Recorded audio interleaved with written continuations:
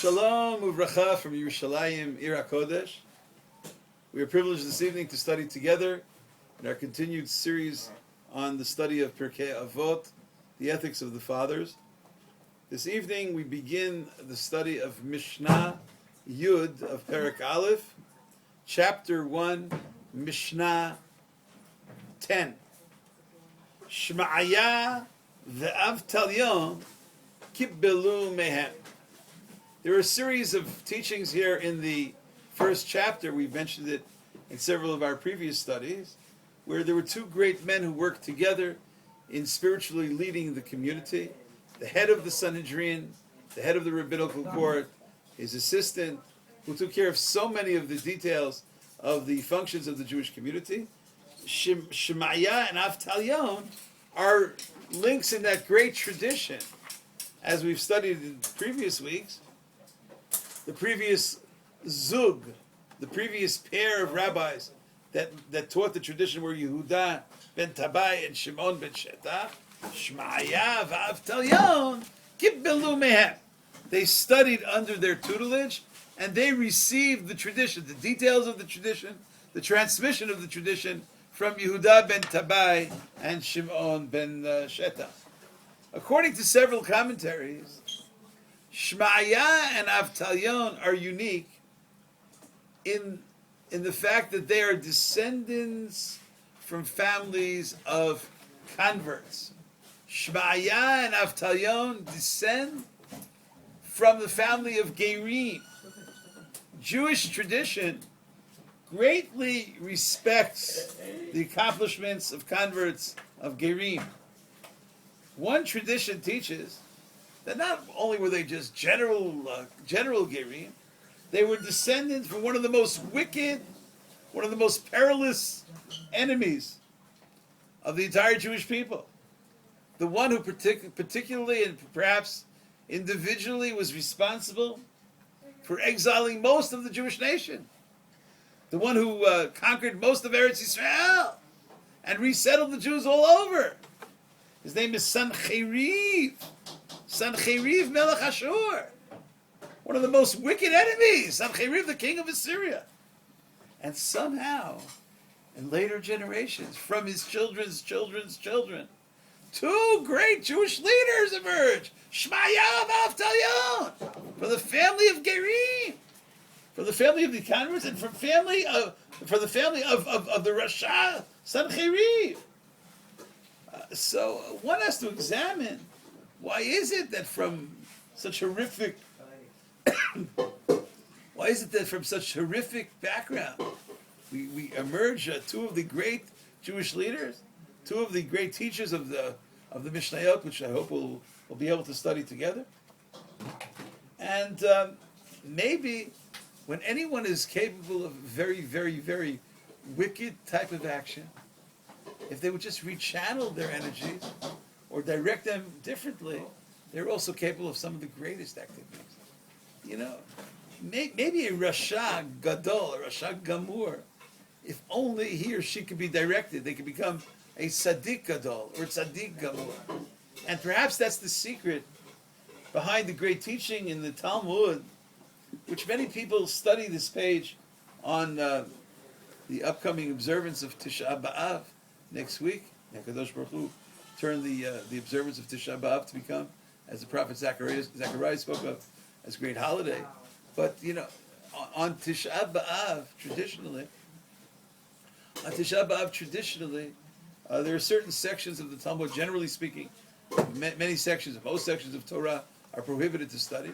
But there are certain specific sections about destruction which are encouraged to be reviewed on Tisha B'Av. And one of them studied in many, many communities are selections from the tractate of Gitin, Rabbi Tzadok HaKohen, Rabbi Tzadok of Lublin suggests that maybe a particular Agadic teaching, maybe a particular rabbinic teaching appears in a particular tractate because there's an interconnection between the tractate and that teaching. It's a Hasidic way of reading Talmud. In other words, those students of Talmud think that they just get involved in tangential discussions, and it happens to be that you read about the destruction in Masechet Gitin, Kamsa, Bar Kamsa, everybody study Kamsa, Bar Kamsa. Or could it be that if you study Gitin, you know what Gitin means? This is the tractate, God forbid, about divorces. May there never be any need for divorces. The levels of connection between husbands and wives, between wives and husbands, be solidified. But Gitin represents the opposite of closeness. Gitin represents separation. Could it be that maybe the teachings of destruction, the destruction of Yerushalayim, are found in Masechet Gitin? Because in a certain sense, the Shabbat is a concept of Gitin. There's a separation between God and the Jewish people. Be that as it may, many people studied next week. They study all about, Gitin, page 57. On Gitin Nun Zayin. Those people who are interested in seeing the text inside are welcome to do so. The rabbis teach there a fascinating insight into a very, very unusual list of the top enemies of the Jewish people. And I'll read part of the Gemara because it's just so fascinating. The Gemara says that Naaman, one of the chief officers of the warring nation of Aram, of Syria, Naaman ger toshav. Naaman accepted upon himself not to worship idols. He was so impressed. That's the story in the book of Kings about Naaman, who was healed from his leprosy through the great efforts and energies and teachings of Elisha the prophet. He got the message and he stopped worshiping idols. Ger toshav. Nevuz Ra'adan, the chief executioner in the story of the destruction. Nevuz Ra'adan ger tzedek haya. Nevuz Ra'adan ger tzedek haya. He became a fully righteous convert. The chief murderer of the Jewish people at the time of the destruction. Nevuz Ra'adan ger tzedek haya. He converts to Judaism. Listen to this one. Mibnei banav. Those people familiar with the passage. It's quoted more than once in rabbinic literature. Mibnei banav shel Haman. You know who Haman is? Haman, Haman HaRasha. Mibnei banav shel Haman limidu Torah b'bnei Brak. In Bnei Brak, some of the Torah teachers are from the grandchildren of Haman. Haman is an Amalekite. Haman is the opposite. Anyway, he had grandchildren who converted to Judaism and taught Torah in Bnei Brak. I'm sure they didn't walk around with signs, about their grandfather. I don't think they were so proud about their, but I guess it was unknown. In certain sources, they try to identify who are these people. Mibnei banav shel Haman. Mibnei banav shel Sisera. You know who Sisera was? You read the story in the book of Judges about the enemy of the Jewish nation. The Sisera. The whole story with Yael and Sisera that's recalled and recapped in the Song of Deborah. You know what happened from the grandchildren of Sisera? Mibnei banav shel Sisera limidu tinokal b'Yerushalayim.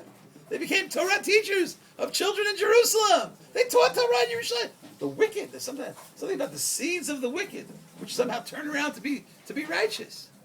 And the rabbis teach there, Mibnei banav shel Sancheriv. And Sancheriv, king of Ashur, who conquered most of Israel, who exiled the 10 tribes, from his grandchildren, Limidu Torah v'Rabim. They were great Torah leaders. They were great Torah teachers. The masses of the Jewish nation. Asks the Gemara, who are they? Man inun? What's the answer? Shamaya and Avtalyon. The teachers of our Mishnah. They're Bnei Banav Shel Sancheriv. Bnei Banav Shel Sancheriv, from the grandchildren of Sancheriv. It's amazing. Zelu Matzezel. Right? There's some kind of a contrast here. There's some kind of, for every force, there's a counter force. And the counter force of wickedness becomes the great force of righteousness. And it seems that the descendants of all these people, they turn to the pathway of righteousness. Maybe they too have those great powers and energies of their great grandparents, but they use it in the proper way. And Shamaya and Avtalyon, I was thinking, maybe we'll get to it this evening. If not, we'll have to continue in our next discussion. I was thinking, is there any way of sensing something about their conversion or their background in their teachings? This is something maybe we'll try to look for. I'm not sure if we could do it, but maybe if Shamaya and Avtalyon, the outstanding descendants of converts, And not only were they descendants of converts, there seems to be a serious school of thought that they themselves were converts. That Shamaya and Avtalyon were converts. And despite the fact that the great author of Tosfot Yom Tov, one of the great commentaries, I have it open in front of me here in the classical text of the Mishna, Tosfot Rav Yom Tov Heller, he strongly, vehemently disagrees with those who want to suggest that Shamaya and Avtalyon were actual converts. He wants to say they're only descendants of converts. The simple reading of the Rav, the simple reading of Rabbeinu Avadya, Mibar Tanura, is that they're converts. And I quote, Shamaya v'Avtalyon, Gerei Tzedek hayu. They were converts. You could say, it could be reinterpreted, that's what it sounds like. Wow. They joined that impressive list of all the great people who assumed great roles of leadership, roles which are ever so significant in our tradition, but we're converts. We love converts. One of the 613 commandments of the Torah. Love the convert. King David, the whole story of the Book of Ruth. King David is a descendant of converts. Mashiach, we're hoping for Mashiach. Bezrat Hashem, I hope this evening. Mashiach descends from converts. There's a special level. And that's Shamaya Avtalyon. We are reading teachings of converts here. We're reading teachings of descendants of converts. We will come across perhaps others in our study with the help of Hashem of Pirkei Avot, but Shamaya and Avtalyon are outstanding, two of the most outstanding in this category. And I would just like to read, perhaps study for just a few seconds. That's not accurate. For a few minutes, I'd like to study the story that's recorded in the Talmud. If you're interested, it's in Tractate Yoma, page 71b. Yoma Ayin Aleph Amud Bet. And this is the story. The rabbis teach there that Maaseh b'Kohen Gadol Echad Sheyatza mi Beit HaMikdash. It was Yom Kippur. The entire service in the temple on Yom Kippur is led by the high priest, by the Kohen Gadol. And the Kohen Gadol finally he finishes the service. He completes successfully the service on Yom Kippur. The Mishnah teaches on page 70a, Yoma Ayin. The Mishnah teaches that after the service in the temple, Milavin Oto Ad Beito, they would escort the high priest, and he would, wow, look what he did. Look at the great success. And he represented the entire Jewish nation. Milavin Oto Ad Beito. So the Kohen Gadol is leaving the Beit HaMikdash, and he's being accompanied by so many of the members of the community. Sheyatzah mi Beit HaMikdash, Maaseh Kohen Gadol Echad, Sheyatzah mi Beit HaMikdash, V'havu azli kulei alma, but all of the people were following. Kevan dechazinu, the Shamaya v'Avtalyon, but on the way, the masses noticed, oh, there are those two great sages, Shamaya and Avtalyon. And they leave the pathway of the high priest, and they decide that they're going to join the procession of Shamaya and Avtalyon rather than the procession of the Kohen Gadol. Shavkula didei vazlei batar Shamaya v'Avtalyon. So they left the group walking with the high priest, and they joined the group of Shamaya and Avtalyon. And Shamaya and Avtalyon realize he's the Kohen Gadol. And at a certain point, they go to greet him, to bless him. The Sof Atu Shamaya v'Avtalyon, they want to show respect for the Kohen Gadol. And listen to what the Kohen Gadol, listen to what the high priest says. He says, Yetun b'nei amamin l'shalam. May those, he wants to see, sarcastically seemingly, may the children of the nations, may those who descend from foreign nations, b'nei amamin, may they go l'shalom. Shalom, peace unto those descendants from the foreign nations. In other words, according to at least one school of thought, they were belittling the greatness of Shamaya and Avtalyon, because Shamaya and Avtalyon were descendants from converts. And they wisely answer him, and they say, well, maybe we are descendants of converts, but we follow in the pathway of Aaron the priest. But the descendant of Aaron the priest is not necessarily following in the pathway of Aaron. Amar lahem, Yetun b'nei amamin, l'shlam, da'avdin uvda da'haron, who are following the pathway of Aaron. Loving peace, loving people, teaching people Torah. V'lo yetei bar Aharon l'shlam, but I'm not so sure about the descendant of Aharon. I mean, seemingly he was trying to say, you know who I am? I'm from the family of, who are these people? They're foreigners, they're converts, they're from the family. They don't belong on the same level. The people are going to follow them. Who are they? And they pointed out to him, Delo Aviv of Aharon. They're not following the pathway of Aharon. Rashi explains there in Masechet Yoma, Aharon was so sensitive to everyone. There's a biblical prohibition of reminding a convert or a descendant of a convert about his or her background. It's called Ona'at Devarim. Ona'at Devarim, as it says in the Mishna in Bava Metzia. Imaya ben Gerim, if someone's a descendant of converts, you can't mock their background. Lo yomar lo zechor ma'aseh avotecha. So perhaps, I don't know, the Kohen Gadol, we have to also try to judge him favorably. Maybe he was hurt, he was insulted because everybody's leaving the Kohen Gadol and following Shamaya and Avtalyon. Shamaya and Avtalyon are great people, and no one should ever belittle the status of great people. And maybe it was a slip of the tongue. Yetun b'nei amima. Made the descendants of the nations. Well, who are they? I'm a Ben Aharon. You're Ben Aharon. Sometimes a Ben Aharon, sometimes a descendant from some of the greatest person in the world, Aharon HaKohen, can sometimes, God forbid, only theoretically and never again in world history, but can maybe hurt someone's feelings. And maybe the descendant of one of the most wicked people in history, Sancheriv Melech Ashur, maybe they could speak with such gentility and with such softness and with such sweetness and such all-encompassing level of understanding and fulfilling Torah that they can bring the whole nation to walk with them.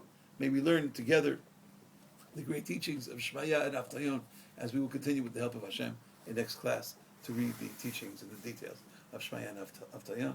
I thank everyone for listening, and I do hope that together we will be able to celebrate the new level of Tisha B'Av as God will bring, hopefully, the Mashiach immediately. Thank you so much for listening. Amen.